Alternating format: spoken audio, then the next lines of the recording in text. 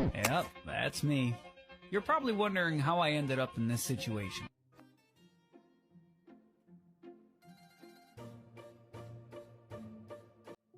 Ako si Mark. Tamad ako pero may pangarap ako. Kaya tara, samahan niyo ako. Dito ako naghihintay ng mga bus na dumadaan sa aming lugar para makalis ako sa gastos. Oo nga pala, kaya ako nakikisakay sa mga bus dahil sa patuloy na pagtaas ng presyo ng gasolina sa ating bansa. Naisipan ko na makisabay na lang sa mga bus at wag nang magdala ng motor para mas makatipid pa ako.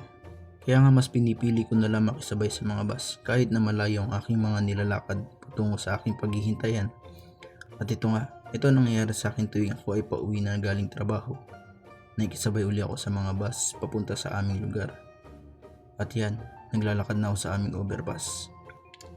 Kahit na medyo malayo ang aking nilalakad kapag galing ako ng trabaho, pero okay lamang. Iniisip ko na lamang na isa itong exercise pauwi sa aming bahay. Dahil dati-dati, hindi ako talaga naglalakad, puro motor na lamang.